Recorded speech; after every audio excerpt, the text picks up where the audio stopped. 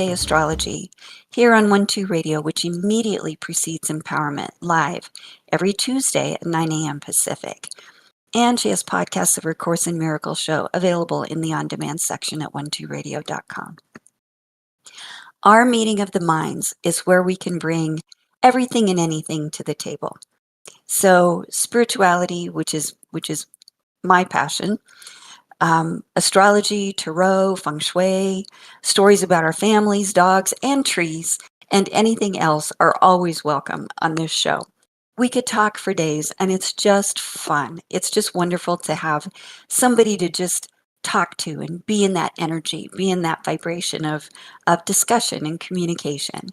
So we always have a good time, and I will have CA join me in just a few minutes. So, inspiration for teaching segments or topics for discussion when CA comes. It's really interesting. When you need something, this is just like a perfect example of when you need something. It's like, I don't know what I want to talk about. I don't know what we're going to talk about. Oh no, oh no. And I get in that energy of not knowing, and then that gets into like struggling and trying to figure it out when all I have to do is let it go. I know that. I teach that every week, don't I? All I have to do is let it go. And then something, and sometimes even when I'm not in that, oh no, I don't know what to do, but just I'll be doing anything. I'll be whatever I'm doing. And I'll have just a couple of words come into my head. And I'll and they end up being the topic for the next show. Or like for example, the words out of the blue, repeating patterns came into my head a few weeks ago. And I did a series of 3 shows on repeating patterns. I mean, it just expanded into that. So a few days ago, the words yesterday's manna came into my head in Joel Goldsmith's voice. And so I wrote it down. I know enough to write it down. And again, I wasn't really sure what our topic was going to be for today. But then this morning I woke up and those words came back. And the topic just unfolded. So, yesterday's manna refers to the Israelites wandering in the desert. They were taken care of. Their needs were met by God every day. There was a pillar of fire by night to keep them warm and a cloud by day to keep them cool as they traveled through the desert. And every morning there was fresh manna, fresh food for them to eat. And as human beings tend to do, they wanted to gather the manna and take it with them to be sure they had food the next day. But they were told not to. They were told not to. So, in other words, you get this every morning. Every morning you wake up and it's here. Why do you need to take it with you? Of course, that's fear. We want to make sure. We want to make sure that we're covered. But not to take it with them, but to have faith that the next morning fresh manna would be provided.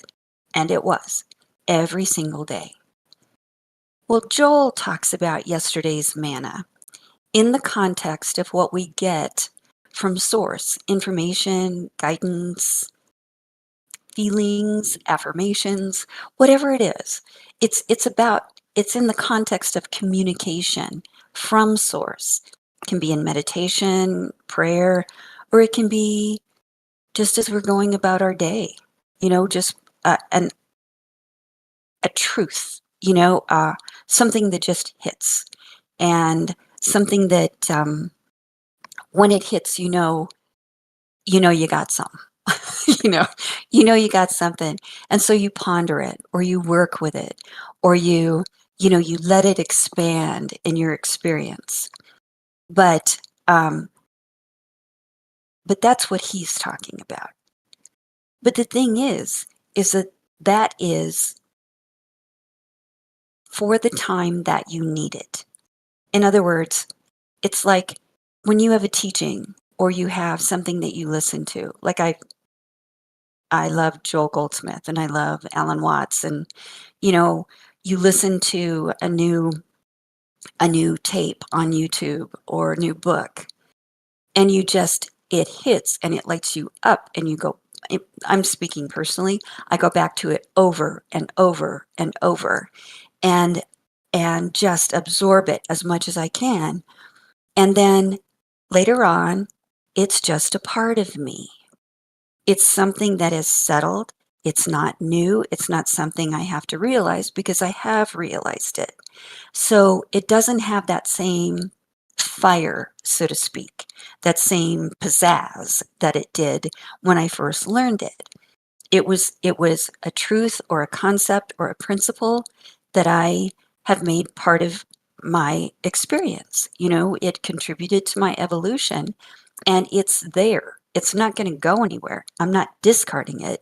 It contributed to my growth. So it is a part of me. But after a while, it just doesn't have that same jazz to it because of that.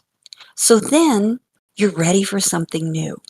You're ready for a new breadcrumb, or a new teacher or just a new lesson that again lights you up, takes you to a next step in your evolution, and that's how it goes. But but the part about, what you get personally is it's the same thing. That's the example of the same thing. And I'm going to interject here my favorite quote from Neville: God is known by experience or not at all. So, those experiences, every time we experience God in whatever way we do, it could be going out and taking a walk in nature. I mean, God is. God fills all space. There's no one, no thing outside of God's grace. God is. So those things can come to us at any time. And in fact, it could be just a beautiful, beautiful blessing that you had when you went to a certain place, or uh, it can be anything. It can be anything. But the thing I want to say is that's not all there is. That's what I want to say. And that's what he's saying when he talks about yesterday's manna. We can hold on to that, but pretty soon we've used it. And we can also use statements of truth from the Bible or Upanishads or the Tao or whoever our teachers are, whoever, to raise our vibration, to expand our growth, to expand our evolution. But at the end of the day, we have to have our own connection and experience with the infinite self and use it for our own evolution, our own communication, our own guidance, our own hellos, so to speak, or kisses on the cheek from God. We don't share them, we ponder them. They're for us. And we let them expand in our experience, but we keep going back for more because infinity is the measure of our being. And there is fresh manna to be had every day. Fresh information, fresh guidance, just having our antenna out, just being available, being in an attitude of acceptance, just being there. So here's a different context, but the same principle. Life is change. That's not a news flash. But in order to thrive in the midst of change, and I mean thrive, not just make it through, we have to flow with it. We have to accept it. If we resist it, we suffer because we are going against the grain of what is. We're swimming upstream of what is. And what is just life, being life in the moment. I've had a very interesting, or maybe I should say, like I've been in a rather odd space lately. And it started a few weeks ago, and I can't really explain it or describe it, but I feel like I don't know, just kind of like floating in sort of uncharted waters. And again, I can't really describe it, but what it feels like to me, what I've found it to be, or at least partially, is about doing things differently, like changing my method of operation. And not necessarily across the board, but specifically, um, excuse me, I'm in my happy place when I have a project because I'm a doer, you know? I'm not so comfortable when I don't have one. A friend of mine told me that I equate doing with growing in value. And that's true. That's very true. I always have. In other words, if I'm not being productive, I'm lazy. And that's not true. But that's my, those are my filters, right? That's my influences. Oh, my part of my influences. Um, but what it boils down to is being comfortable with what I want to do, not just what I have to do. Is being able to be comfortable with what I want to do, not just what I have to do. Meeting the demands of what I have to do is easy, even if what I have to do isn't easy. But being in that energy, I have to get this done. I can hide in that. I can live in that. In fact, I have lived in that for several years. But giving myself permission to do what I want to do or not do what I don't want to do is really tricky. That is uncharted waters for me. That's something I've not spent time in, and that's, I feel, what I'm being offered the opportunity to do right now. So here's an example. After all the demands and business and projects of the past few years, I've been wanting to start painting again, painting watercolors.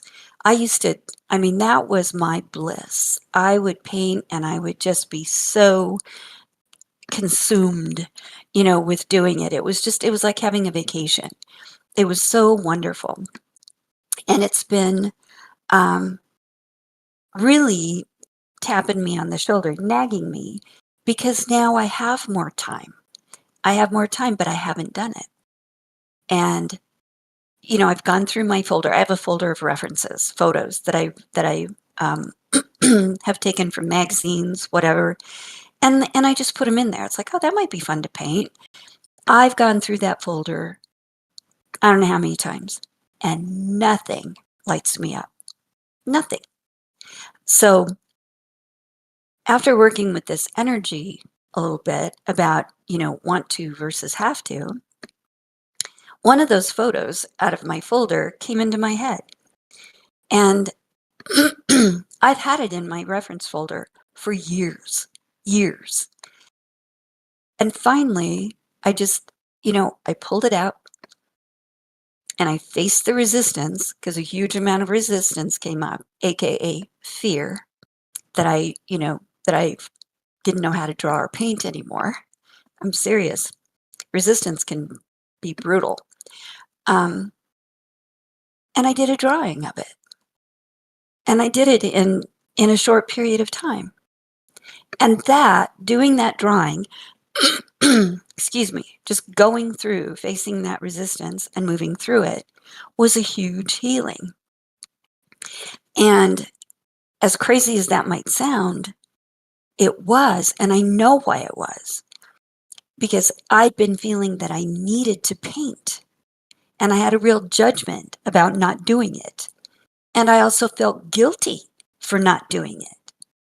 So as I let go of the I have to paint, I need to paint, the want to or the desire came back. And with it, the relief that I could still do it, that I could still get a drawing done. And I did it in no time. So obviously I was in the right place, just to let that flow through. And I can't even explain how that felt. It was really phenomenal. And again, it may sound silly, but that was grace. And it brought me back to Alan Watts' book, The Meaning of Happiness, and what he said about acceptance. Freedom comes from accepting the experience of the present moment exactly as it is, and accepting my feelings about it exactly as they are. That is freedom. Not judging, not telling you yourself you're wrong or wrong or you should be doing it different or whatever. Exactly as they are. And some big, massive weight just falls off your back, or at least mine. So, maybe maybe that book is what really stirred up this growth period. Anyway, I'm still working with it, But uh, that's what I had to talk about today. And maybe it's eclipse energy. I don't know because I really was feeling it 2 weeks ago. Um, anyway, CA, welcome. What do you think? Well, I think it probably is eclipse energy, or at least it's resonating that way. And by the way, Kelly, thank you so much for inviting me onto the show. I always look forward to Oh, wherever the conversation will take us. And my what you're blessing. talking about with watercolor so resonates with me because you know I do watercolor. I know you do, But I but you also, do it's them. that same kind of thing of I have to, or I need to, or rather, yeah, I feel guilty if I don't. That's it. Yep, I feel guilty if I don't. yep, And my sister does a lot, but my sister doesn't work either. You know, right. so it's like she goes, "Oh, look at these flowers. Oh, look at this, what I turned out." And I think then I get into a place of just Mm, feeling guilty. And mhm. so, you know, and just doing a little bit. But yeah, like the worst thing in the world is taking something that we love and turning it into a guilt trip. Oh, right, You know, right. watercolor and doing those things shouldn't be. And in fact, I did take about 30 minutes yesterday and I went to a demonstration that was really close to my home. And I'd Cool. actually taken a workshop from this guy a few weeks ago. I'd done that also, but then he was going to do this quick demo. And I thought, oh, I just have to go see him again. And it was so much fun. It was just 30 minutes. But the other thing is, he truly, I mean, he paints watercolor just masterfully because he really does get that it's the water, the color, and the paper, and you're only in control of so much and you Ah, move with it. I mean, you accept where it's going to go. And mm, truthfully, I kind of mm, felt for some of the people in the room who had never seen him paint before because 30 minutes just wasn't enough to appreciate what he was doing, but mm. especially because he was doing it very quickly and he literally, you know, like most of us, we study it or we have a little drawing. He just has this white piece of paper and had a great setup so we could all see it, you know, on a video. And he just takes a brush and starts just plopping paint down, just dribbles and dots. And, you know, and by the way, one of the reasons I wanted to say this, he uses 3 colors and only 3 colors. He Wow. uses a red, a yellow, and a blue. Now, occasionally he said he'll use, you know, like he has 2 reds that are his favorites, or 2 yellows, or 2 blues. But once he starts a painting, he only uses 1 blue, 1 red, 1 yellow. And he said, and almost never uses any other color. Wow. And you wouldn't believe, I mean, in fact, I'll send you a link to his stuff. I mean, Oh, thanks. it Thanks. truly is phenomenal. But of course, we know from kindergarten, those are the primary colors. Right. There is no color in the universe that doesn't come from those 3 colors. But this Mhm. guy, but you could just see people's faces as he's just like throwing this paint on and it's totally abstract. And you're like, what the heck is he doing? You know? And like I Mhm. said, after taking a whole day workshop, I knew where he was going. But then he says, okay, now I'm kind of looking at it. I think I see a turtle in there. So then he starts with a brush and starts doing negative painting, meaning painting around a shape. And of course, he's been Uh-huh. doing this his whole life. I mean, you Yeah. know, he's a professional, even though, by the way, he's interesting. He's also had a career as a doctor, a physician, Wow. and a career as something else like a lawyer or something. I mean, he's Wow. Chinese. Well, he's Chinese, and apparently, you know, in his particular generation, you kind of got tagged and said, okay, you go to med school or you become the Right. accountant or you whatever. So he Right. basically just followed whatever, you know, he was doing. Family. Maybe it was Mhm. landscape architect. But anyway, he had two, but on the side, he was always painting. So eventually he just said, oh, I want to be an artist. I want to be a painter. So that's what he did. But his stuff is phenomenal. But that's it. He just looks at the shapes and he just starts carving things out. And he just has these phenomenal underwater paintings. But Mm. I look at it and I realize once again, it's the freedom, it's the joy that he Oh, has yeah. while he's doing it. I mean, he's practically laughing as he's throwing this paint around and then going, oh, I think I see a turtle, or oh, you know what, this looks like coral to me. I'm gonna negative paint this into coral, or oh, I think there's a goldfish in here, or there's a koi, you know, and it's like just almost like a little kid.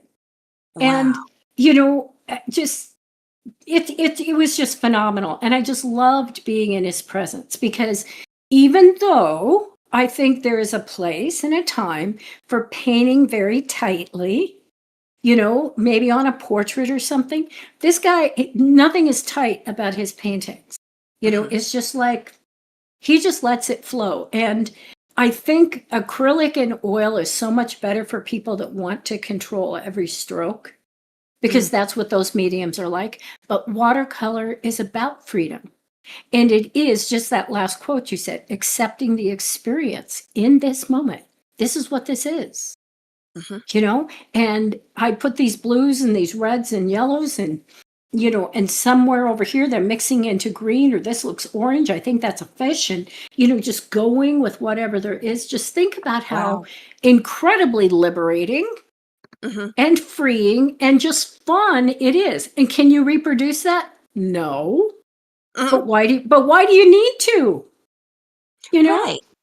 Right. So Right. I'm so glad you've gotten back to it. And like I said, he's kind of, gotten that spark back for me too, because I think I was just painting so many things where I was trying to copy something, and I need to get back to where, copying some things are fun, because I want that to look like an oceanscape, or I want that to look like that particular beach in Hawaii or something.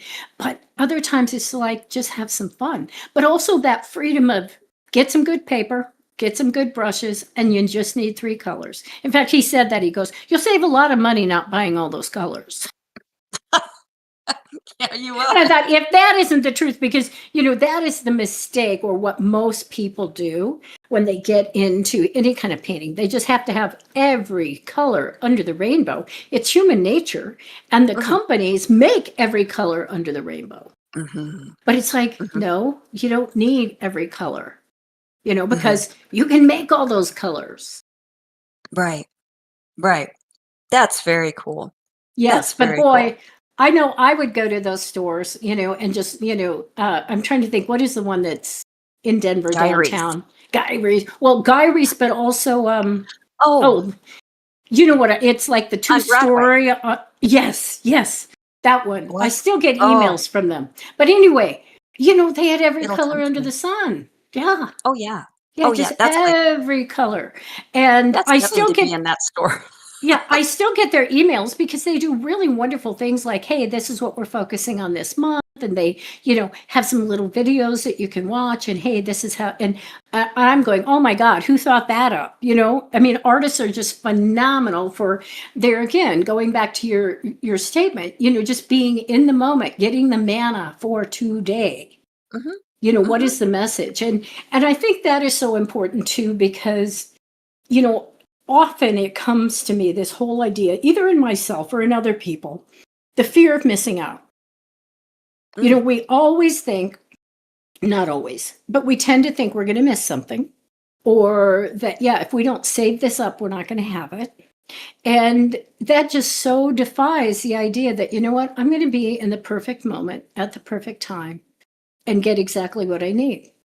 And that is what happens. And even doing radio, I put it out there. I often say, I feel so fortunate having done radio. You and I both have been doing it for since 2009 or something.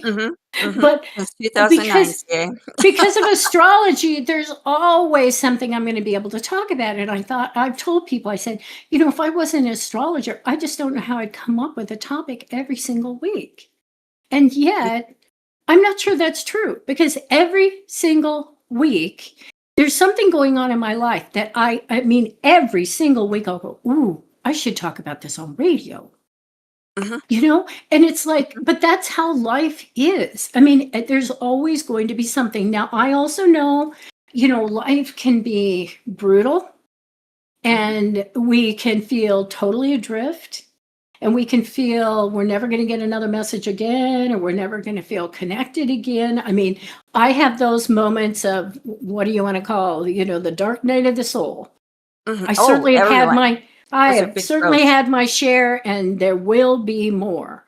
But it's just amazing how remembering that connection, going within, and just, if there's nothing else we do, it's maybe nurturing the inner connection to ourselves and inner guidance, if you want to consider it. That's our divine, whatever, lifesaver. Mhm. however we Mhm. see it, that it's always there. And Mhm. even when it's dark, it's there. I mean, in fact, I used a quote on my show last week from Anne Frank, and she said, "I believe in the sun even when it's raining." Mhm. I don't forget that it's there. So it's fun. And I'm going to tell you a quick story. I have told it before, so people just close. If Okay. you're not new to the show, you probably go, "Okay, this again. I've heard it." But it. I thought about it with the manna because it was just like such a funny thing. I used to, I always think little things that I see when I walk. Are Yes. messages, right? So there's a rock, or there's a snake, or there's something going on, and I go, "Ooh, what's that a message about?" Well, one thing I used to do a lot of, and in Denver, I don't know what this was about, but camels are always, or have been for a very, very long time, a very special image to me. And maybe it's Interesting. because they carry their own water, they're self sufficient. They can go through those desert storms and whatever. They're just, they're phenomenal creatures. And of course, I don't think, other than the zoo, I've ever seen one live, but camels have always been very special to me as a symbol of that kind of self determination and being, just self controlled, taking care of yourself. And Mhm. so as I would walk, I don't know why this is, but I would often find a cigarette package that somebody had discarded. And Camel cigarette. inevitably, it would be camels. And I often started wondering, is it only camel people who throw their cigarette packs? I don't know. But I would always pick them up because I thought, "Ooh, this is my little message today." It's just Mhm. that little message of the universe or God or whatever. It's like, "Thank you so much for Hello, this hello. camel." Yes, Mm. hello. So one day I'm in my office. This happened in Denver. I was in my office and I heard these birds outside just being pretty loud. So I look out the window and I see this black crow, and he's kind of flying around back and forth in front of my yard, or, over my yard. But he's Mhm. got something in his mouth. And I'm like, "What the heck? Did he pick up a mouse? What's going on?" And the other birds are all cawing at him. So anyway, he then goes and he stops and sits on my mailbox. Mm. And I thought, okay, now that's kind of interesting. He's not in the tree. He's literally sitting on my mailbox with whatever this is that he's got in his mouth. And I'm thinking, what is it, that he's got in his mouth that he's obviously trying to keep away from these other birds or whatever. But anyway, he drops it on the mailbox and flies away. And it was a camel pack. It was a Camel cigarette pack. I mean, you better believe I ran right out there to figure out what this bird had left in my mailbox, right? I I was love like, it. "I cannot believe that he had a Camel cigarette package and he brought it to my mailbox." Mhm. Literally, Oh, isn't okay, special delivery. So Oh my I gosh, what a great story. I know, and I know those things don't happen every day, and I know that we can't live for just these outstanding things. But if all you have to do is keep your eyes open, because some pretty amazing things happen. They You do, know? and I think they let us know that we're loved. I Yes. I mean, I really do. I think that's the whole purpose, is just to let us Yes. know we're loved. And Yes. and so if we notice them, we can expand that energy, you know? Right. Well, and I saved that particular pack. I put it in, a little plastic container, and I keep it on my Mhm. altar because it's like, "Yep, here's the special delivery I got from that bird." And yeah, just remembering those things, just the tiny things, but they're always going to be there, and oftentimes in the least expected spaces. So, Oh, yeah. when I think sometimes it's like, "Oh, I'm going to meditate and get a message." Well, it's not necessarily going to come that way. It Mm-mm. is just going to be because you're outside and you hear something, or you think something, or something occurs to you. Mhm, And, it's just the way it is. mhm. You know, Well, we you. can be yeah, we can be receptive, go into meditation and listen and Mm-hmm. feel, and that too is communication. Just feeling Mm-hmm. that safe space, that kind of intimate space with source, but not limiting, Yes. Well, not that, limiting yes. anything to that, just being, being available. Yes. Yeah. Well, that's what I was thinking of, not deciding that this is how you have to show me.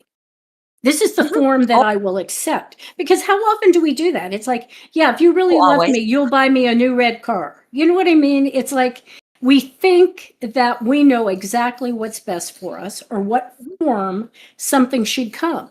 And then are we missing the really wonderful gift because we're only looking for one form instead of just Right. saying, I'm open, Right. I'm open. Right.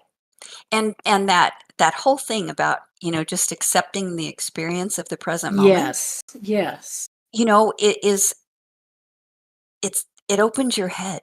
It just the experience, whatever it is of the present moment, just accepting that. And the big part is accepting your feelings about it exactly as yes. they are, without any correction, Yep, without any judgment. yep, That's that's a big thing, CA. That was it a is. big thing when I read that, and when it hit, it's like, "Oh my god, that's crazy." That's something to ponder and to practice, because that really Mhm, is freedom. We get mhm. bound up when we decide that this should be different, or I should feel a different way, or I shouldn't feel this way. We're putting up it's like Chopra's term, the prison of past conditioning. We create our Mhm. own prisons by going back to, I shouldn't feel this way. Well, why? Well, because I should feel another way. Well, why? You know? I mean, because it's the way I've always felt. That's what it is. It's past conditioning. It's our filters, our influences, and just being accepting how you feel about whatever it is is fine. And when I said, you know, paying attention to what I do want, getting more comfortable with what I do want and what I don't want, Right. without doing the same thing. Well, you shouldn't, you got to do that. I don't care if you want to or not. you know, you got to do Mhm. that. There's a lot to it. There's a lot to it. Yes, and yet I'm gonna add a caveat to that. Sometimes, I mean, here again, the feelings. No doubt we judge them. So when I'm in a bad place or I'm just not feeling positive about something, Hmm. one thing I do, I tend to allow myself to feel that way for a certain amount of time. Hmm. And I try not Hmm. to judge it and just go, well, this is the way you feel about it. And then I can maybe do a little work on it. Okay, what is this really about? What is that really making you feel like? What is it you're really worried about, or what are you really scared about? But the other thing I notice is sometimes, I have to put a limit on the amount of time that I'll kind of, I don't know, just obsess about something. And sometimes I Yeah. go, okay, I'm going to make a bargain with you. You can keep doing this, but I want you to just go do the dishes. I want you to just go do a 5-minute thing, because you're going to feel better just by accomplishing that and taking your mind off it for a minute. And Mhm. you don't want to dig a hole bigger than it is. And so, No. no, you don't have to vacuum. You don't have to clean the whole house. You don't have to like do 3 to 4 hours of something. Just go do 5 minutes. Just do five Mhm. minutes. And, inevitably, it does make me feel better, and, or, I don't judge myself quite as much. you Yeah. know and so there are those little bargains, I think, that we can That's make good. with ourselves, because yeah, eventually somebody's got to do the dishes, or whatever. um Mhm. but sometimes I just go, yeah, so you want to watch TV all day? You want to go just sit outside with the dog all day? You want to read all day? You want to listen to a podcast? Okay, I'll give you permission, but first, why don't you do this? And inevitably it helps switch the energy around. Mhm. And like I said, just by making these little bargains with myself. But yeah, I think we so get into, and I hear people say that too, whatever their feelings are. And I feel like your feelings are your feelings. I'm not even sure we have control at all over our No, feelings. They're they're just just like telling us these, how we react to what's going on. yeah, I they're mean, that's just really these it. floating things, right? Messengers. Mhm. Yes. Well, and that's it. That is how you feel, but you don't have to continue feeling that. And or if you kind of pay attention and you don't push it and say, okay, I'm not going to feel that way, and I certainly am not going to admit it to anybody, then you can look at, okay, what is that really about? Because Mhm. what I don't think we have control over our feelings. But I do think we have control over our thoughts. Mm-hmm. And that's where it comes in. Okay, what's really going on here? Mm-hmm. Why is there something that made you feel that way? And okay, you felt that way. But are you interpreting this situation incorrectly? Because how often do we do that? How All the often time. do we get all upset? So and so didn't ask me to the party, or so and so didn't remind me, and they just didn't want me to come. And then you find out that so and so has some trauma in their life, and the last thing they're thinking about is you. Yeah. It had Yeah. nothing to do with you. No, no. And that's what, that's where, our filters, our influences, our associative, our ego, all the things that create our personality, so to speak. Those are the filters that every single thing comes through. So, what I'm reacting this way, what do I really believe about this? What is it? What do I believe that is causing this reaction? Because nobody's doing anything to me. I'm doing Right. this to myself. Yes. And I'm Yes. suffering because I have some belief about this, and I need to look at that. Mhm. And when I do, and sometimes it's even just saying, "What do I believe about this?" Owning the fact that this is happening because I have a perception about Yes. it, a belief Yes. about it. It falls off. It Mhm. falls away. And it's like, "Oh, okay. Apparently it was Well, nothing." yeah, and in A Course in Miracles, specifically Ken Wapnick, he talks a lot. I listened to many of his podcasts, and he talks a lot about, if you had a bad dream, like if I had a dream and you were really mean to me, I wouldn't call Mhm. you the next day and go, well, you apologize or else, Kelly. And you'd be going, what are you talking about, CA? And he goes, don't you see it's just as silly that we do that in our lives all the time? He goes, start taking responsibility for Mhm. you're creating this.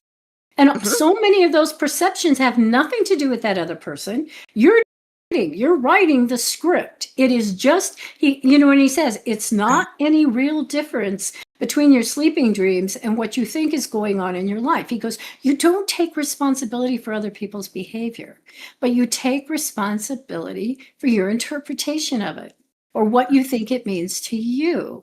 And so, I try to keep that in mind because of course it's funny. Mhm. And I have had that experience of dreaming about somebody at work, and they were so horrible to me in my dream, and the next day I was having a really hard time responding to them, because it's like, oh, they were so I think partially I was going, okay, there must be something in the back of your mind that you even dreamed that. Maybe you Yeah. are worried that they are not treating you fairly or whatever. But yeah, I could hardly say, I could not confront them with what they had done to me in the dream, right? Right, exactly. Exactly. No, I think that, when we take responsibility for whatever our feelings are, then that's a huge step towards freedom, because Yes. obviously that person, whoever they are, is just being themselves. Whatever's going on is just going on. It's not being done to us.